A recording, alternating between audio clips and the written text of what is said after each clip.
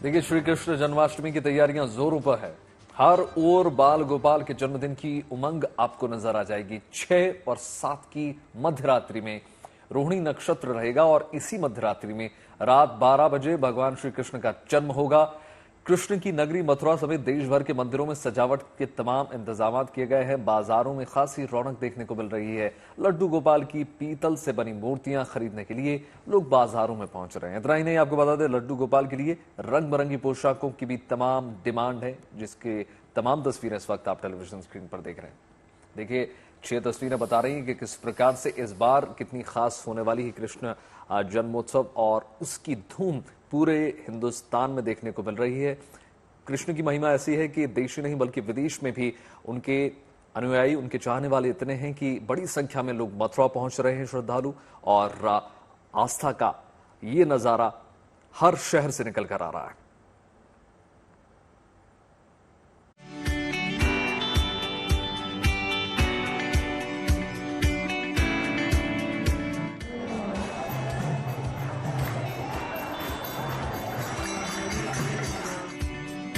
कान्हा के जन्मोत्सव की तैयारियां जोरों पर हैं। श्री कृष्ण जन्माष्टमी के लिए मंदिरों में सजावट का काम तेजी से चल रहा है। अब भक्तों को इंतजार है तो 7 सितंबर का, जब वो कृष्ण की भक्ति में सराबोर होंगे। इस्कॉन मंदिर में कृष्ण भक्ति का अनूठा रंग देखने को मिलता है, इसलिए इन मंदिरों में कृष्ण जन्माष्टमी पर्व का अद्भुत रंग देखने को मिलता है। यही वजह है कि यहाँ हर साल लाखों की तादाद में श्रद्धालु जन्माष्टमी मनाने पहुँचते हैं। दिल्ली के ग्रेटर कैलाश स्थित इस्कॉन मंदिर की इस साल 25वीं सालगिरह है, लिहाजा यहाँ इस बार नंद गोपाल का जन्मोत्सव और भी भव्य तरीके से मनाया जाएगा।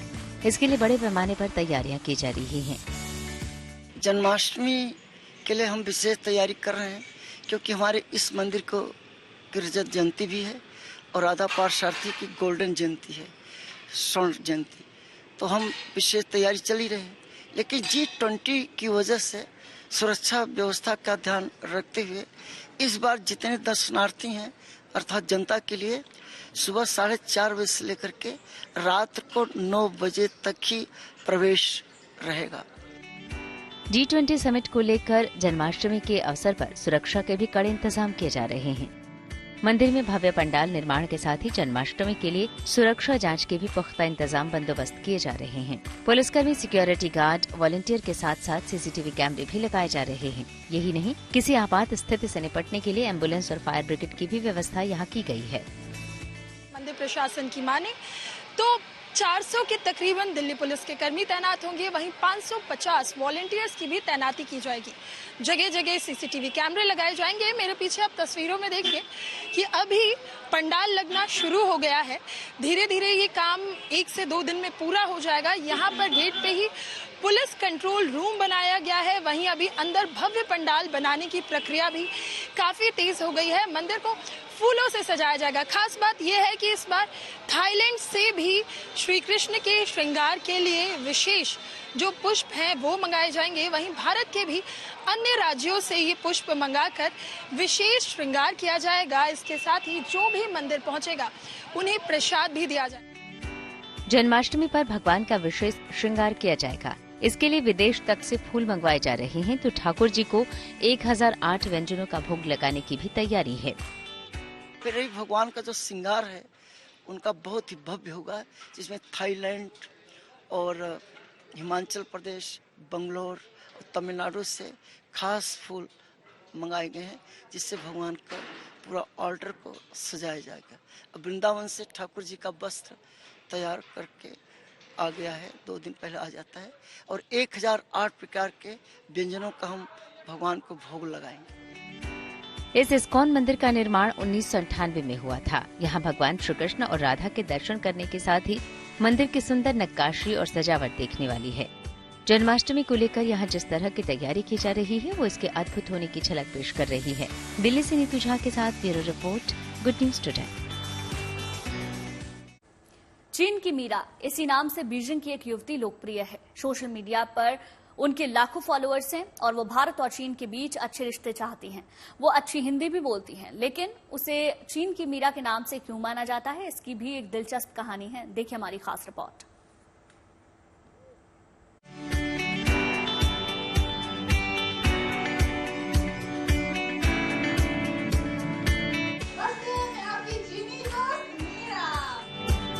सुना आपने, ये है चीन की मीरा। कृष्ण भक्ति का रंग इन पर ऐसा चढ़ा कि इन्होंने अपना नाम ही मीरा रख लिया। ये नाम रखने के पीछे भी दिलचस्प कहानी है। इन्होंने चीन में 4 साल हिंदी सीखी थी और फिर दिल्ली के JNU में भी इन्होंने 1 साल हिंदी की पढ़ाई की। सोशल मीडिया पर इनके ढेर सारे हिंदुस्तानी दोस्त हैं, जिनसे इन्होंने कृष्ण और मीरा की कहानियां सुनी और उससे ये बेहद प्रभावित हुई। मेरे हिंदी अध्यापक ने मुझे ये नाम रखा है, लेकिन मुझे पता नहीं था कि ये मीरा नाम क्या मतलब है। लेकिन बार क्योंकि अभी सोशल मीडिया पर मेरे बहुत ज़्यादा भारतीय दोस्त हैं, तो वे हमेशा मुझे समझाते हैं मीरा और कृष्णा राधा ये कहानी और ये प्रेम का प्रतीक है। इसलिए मैं सोच रही हूँ कि ये एक बहुत अच्छा नाम है। इसलिए तो चाइना में तो मैं भी चाइना में ये प्रेम प्रसार करना चाहती हूँ, इसलिए तो ये चीन की मीरा ये नाम रखा। बीजिंग की रहने वाली चीन की मीरा फर्राटेदार हिंदी बोलती हैं। यही नहीं, भारतीय परिधान से भी इन्हें बेहद लगाव है। दिल्ली में वो खूबसूरत साड़ी और गहनों से सजी धजी नजर आई। इनका इरादा भारत और चीन के बीच दोस्ती को बढ़ावा देना है। इसी मकसद से वो दिल्ली आई हैं। इसके लिए यहाँ उन्होंने एक खास पार्टी भी आयोजित की, जिसमें भारतीय युवाओं के साथ चीनी भाषा सीखने वाले छात्र भी शामिल हुए। हम दोनों तो पुराने सभ्यता और पुराने संस्कृति वाले देश है, इसलिए हमारे दोनों देशों के बीच संबंध जरूर सुधार होना चाहिए और हमारे बीच ये विशेषकर ये मैत्रीपूर्ण संबंध, और हम एक दूसरे से सीखना चाहिए, समझना चाहिए, समझाना भी चाहिए। और मैं हमेशा चीन और भारत के बीच मैत्रीपूर्ण संबंध को बढ़ाने के लिए हमेशा मेरी कोशिश करूंगी। टू चिंग चिंग भारत और अपने देश के बीच मधुर संबंधों की हिमायती हैं। यही वजह है कि ये चीन की मीरा बनकर अपने देश में प्रेम का प्रसार करना चाहती हैं। इसके लिए ये दोनों देशों की संस्कृति की समानताओं और विभिन्नताओं के बारे में वीडियो भी बनाती हैं। सोशल मीडिया पर भी ये खूब लोकप्रिय हैं। इनके 6 मिलियन से ज्यादा फॉलोअर हैं। एक मीरा जोधपुर की थी जो कृष्ण प्रेम में प्रसिद्ध हुई थी, और दूसरी मीरा है हमारे साथ चाइना की जो हिंदी प्रेम में प्रसिद्ध हुई है। नमस्ते, मैं आपकी चीनी दोस्त मीरा। ये तो आमतौर पर मेरे YouTube चैनल पर ये तो सभी वीडियो तो ऐसी से शुरू करते हैं। तो अभी आज बहुत खुशी हुई क्योंकि मैं दिल्ली 4 साल के बाद दिल्ली वापस आ गई हूँ। चीन की मीरा अच्छी हिंदी तो बोलती ही हैं, हिंदी के गाने भी गाती हैं।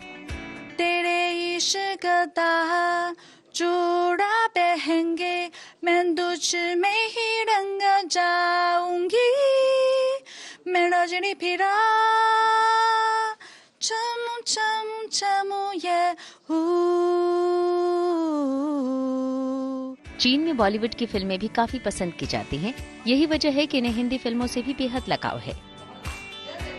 बॉलीवुड फिल्म मुझे भी पसंद है, चाइना में भी लोकप्रिय है। जैसे आजकल 2-3 साल पहले चाइना में ये भारतीय फिल्म बहुत लोकप्रिय है, जैसे पचंगी भाईजान, दंगल, सीक्रेट सुपरस्टार, बैटमैन, बहुत ज्यादा भारतीय फिल्म तो चाइना में बहुत ज्यादा लोग, शायद ये बॉक्स ऑफिस चाइना में भी बहुत ज्यादा है, भारत की तुलना में और ज्यादा है। इसलिए तो ऐसे ही देख सकते हैं कि हमारी संस्कृति के बीच बहुत ज्यादा समानता है। तो इसी वजह से तो चीनी लोगों को भारतीय फिल्म समझ सकते हैं, इसलिए तो पसंद कर सकते हैं। चीन की मीरा के दिल्ली में हुए इवेंट में पहुंचने वालों ने दोनों देशों के बीच सांस्कृतिक आदान प्रदान जैसे विषयों पर हंसी खुशी के माहौल में चर्चा की। दिल्ली से अनामिका गौड़ के साथ bureau report, good news today. देखिए, इस बीच गणपति बप्पा के स्वागत की तैयारियां भी तमाम हैं। मुंबई में खासकर पंडाल बनना शुरू हो चुके हैं। ऐसा ही एक दिव्य पंडाल गणेश गली मंडल तैयार करवा रहा है, जिसकी थीम जो है महाराष्ट्र के स्वाभिमान से जुड़ी हुई है। देखिए,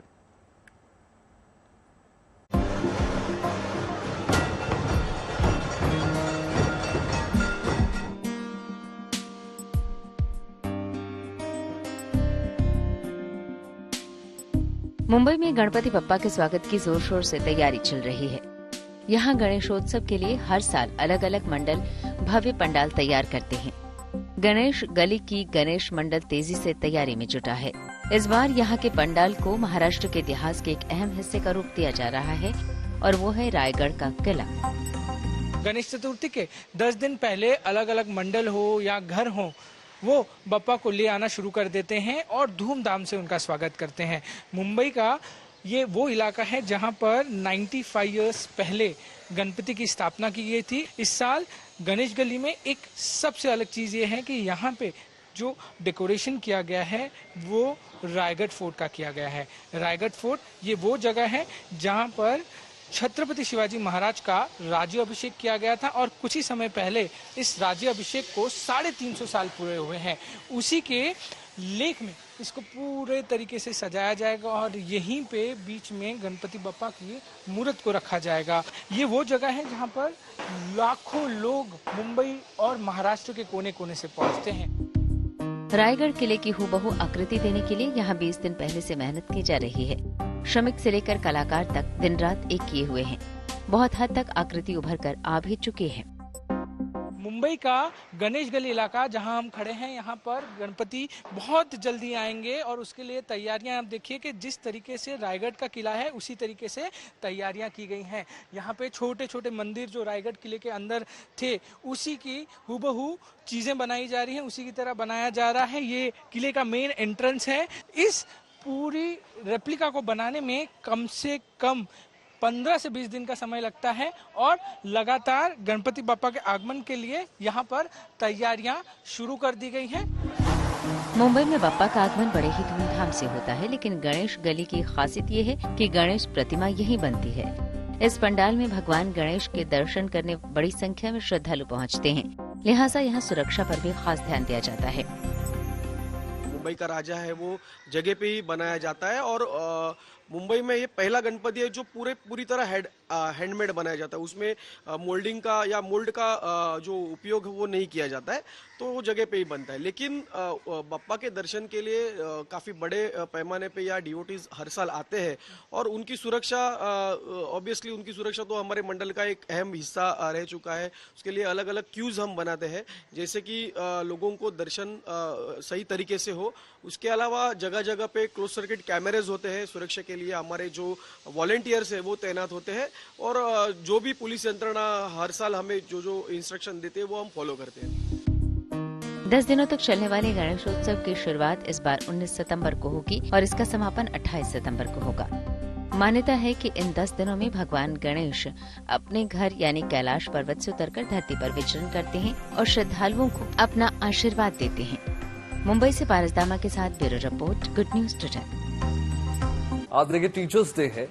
देश भर के स्कूलों में शिक्षक दिवस के मौके पर छात्रों में खासा उत्साह देखने को मिल रहा है। शिक्षक दिवस पर प्रधानमंत्री नरेंद्र मोदी ने राष्ट्रीय अवार्ड जीतने वाले शिक्षकों से मुलाकात की और उन्हें बधाइयां भी दी। प्रधानमंत्री ने बताया कि मां जन्म देती है और गुरु जो है जीवन देता है। ये बहुत महत्वपूर्ण बात उन्होंने कही। इसी के संवाद की तस्वीरें इस वक्त आप देख रहे हैं किस प्रकार से उन्होंने तमाम शिक्षकों से बातचीत की और गुरु के महत्व को समझाया। तो मान के चलिए वो झूठ बोलता है, वो झूठ बोलता है। मां जन्म देती है लेकिन गुरु जीवन देता है और इसलिए आप लोगों का दायित्व तो थोड़ा ज्यादा ही होता है। मैं मन से मानता हूं टीचर देश के लिए सर्वाधिक देश को बनाने में योगदान देने वाला ऐसा काम आपके पास है। आप देश बदल सकते हैं, जीवन बदल सकते हैं, आप सदी बदल सकते हैं। ये सामर्थ्य आपके अंदर होता है। देखिए बच्चों में क्यूरियोसिटी को कभी भी डिस्करेज नहीं करना चाहिए। आप लोग नहीं करते, इसीलिए तो आपको अवार्ड मिल रहा है।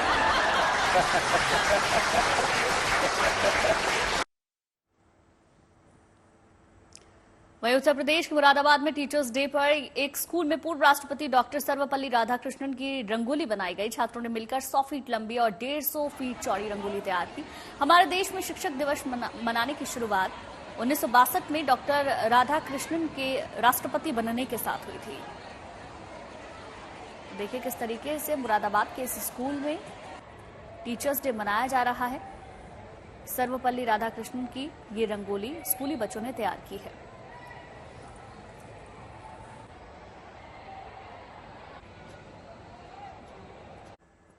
G20 की मेजबानी के लिए भारत पूरी तरह से तैयार है। मेहमानों के स्वागत की तैयारी में बारीक से बारीक बातों का ख्याल रखा जा रहा है।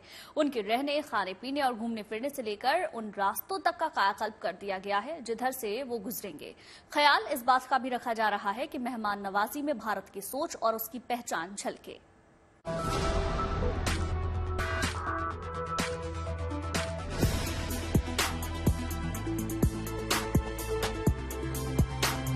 है नए भारत की नई तस्वीर, दिल्ली का G20 पार्क, जिसे खास तौर से भारत में होने जा रहे G20 शिखर सम्मेलन को ध्यान में रखकर बनाया गया है।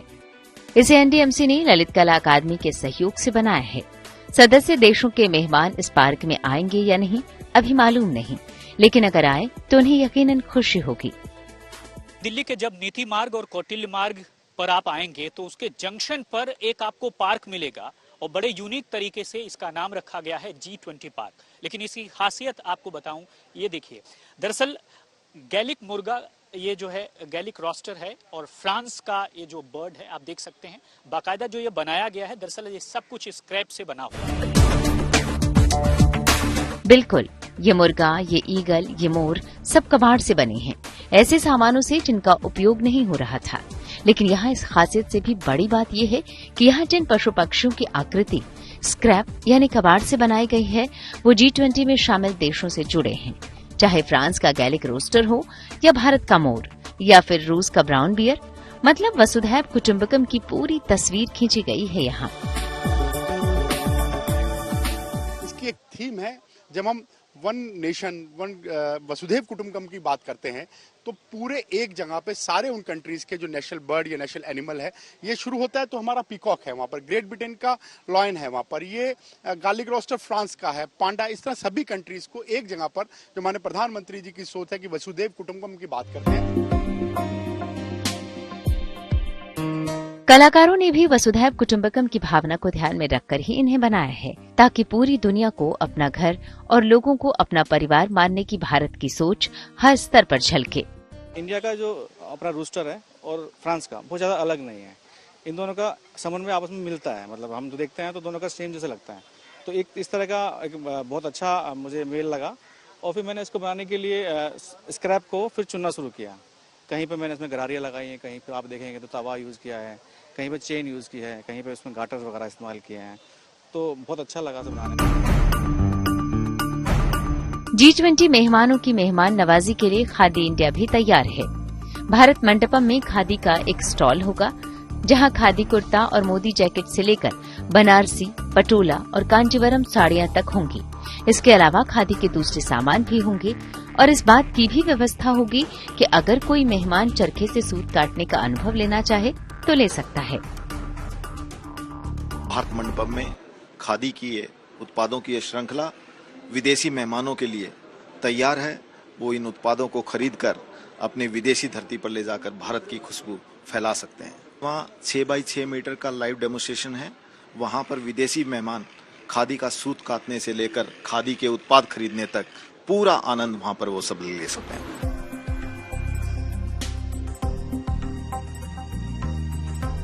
भारत मंडपम से महज 500 मीटर दूर मेहमानों के स्वागत के लिए लगे इन वेलकम पोस्टर्स के बीच लगी चंद्रयान के चांद पर उतरने की ये तस्वीर भारत के बुलंदी की कहानी कहता है। ये पोस्टर बताता है कि जहाँ कोई नहीं पहुँच सका, वहाँ पहुँचने का दम रखने के बावजूद भारत सबके साथ आगे बढ़ना चाहता है, सबको साथ लेकर चलना चाहता है। दिल्ली से रामकिंकर सिंह और कुमार कुणाल के साथ bureau report, good news today.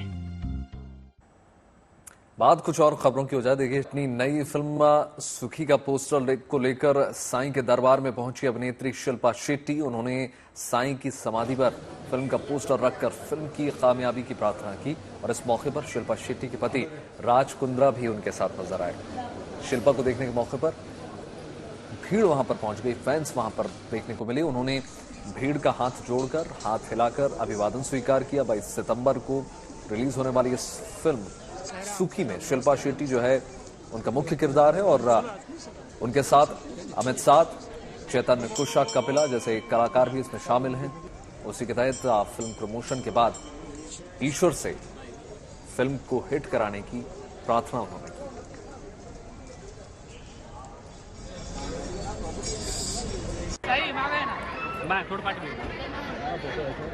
Fans के साथ सेल्फी खींचती हुई नजर आ रही हैं शिल्पा शेट्टी।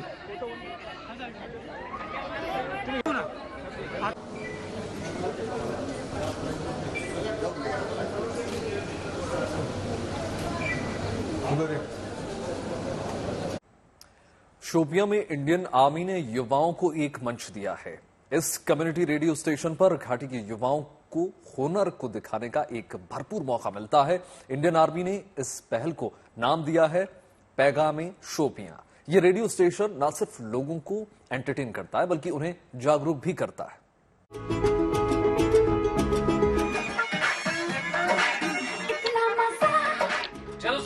के साउथ कश्मीर का number 1 radio station 89.6 FM radio पैगामे शोपियां।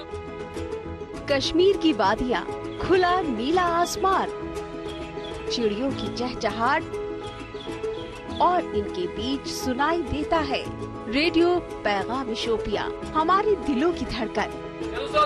के साउथ कश्मीर का number 1 radio station 89.6 FM radio पैगाम शोपियां में आज स्पेशल गेस्ट हैं बजिंग सिंगर दानिश रहमान, जो अपनी सुरीली आवाज में कश्मीरी गीत के जरिए दे रहे हैं मोहब्बत का पैगाम।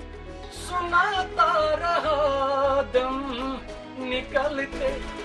युवाओं को मोटिवेट करने के लिए अब रेडियो जॉकी और रेडियो स्टेशन मैनेजर साजिद अपनी बुलंद आवाज में पैगाम शोपियां पर वहां की मार्शल आर्ट प्लेयर मुफीदा से मिलवाते हैं। तो पैगाम मिलता है महिलाओं को आगे बढ़ने का, दूसरों को इंस्पायर करने का।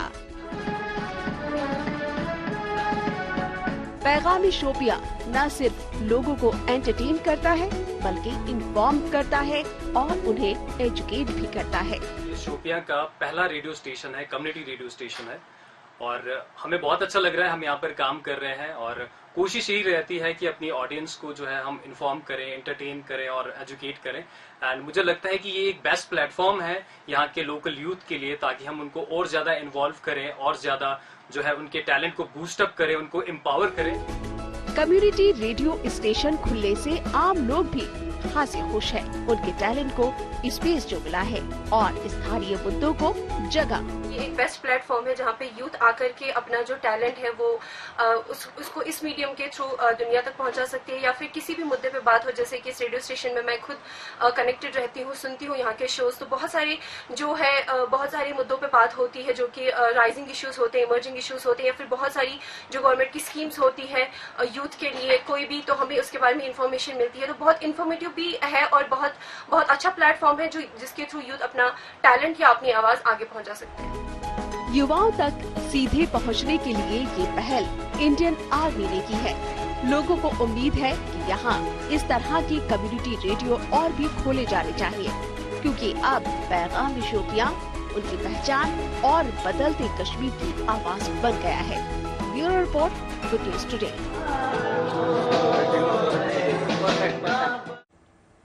और अब खबर क्रिकेट की। नेपाल को 10 विकेट से हराकर भारत एशिया कप के सुपर 4 में पहुंच चुका है। पहले बल्लेबाजी करते हुए नेपाल ने भारत को 231 रनों का लक्ष्य दिया था, लेकिन बारिश की वजह से भारत को डकवर्थ लुइस नियम से 23 ओवर में 145 का लक्ष्य मिला। रोहित शर्मा और शुभमन ने बिना आउट हुए टीम इंडिया को आसान जीत दिलाई। उम्मीद करते हैं खबरों के इस मॉर्निंग डोज में आपको पूरी जानकारी मिली होगी। बिल्कुल, देश और दुनिया की तमाम पॉजिटिव खबरों के लिए यूं ही जुड़े रहिए गुड न्यूज टुडे के साथ। हमें दीजिए इजाजत। नमस्कार।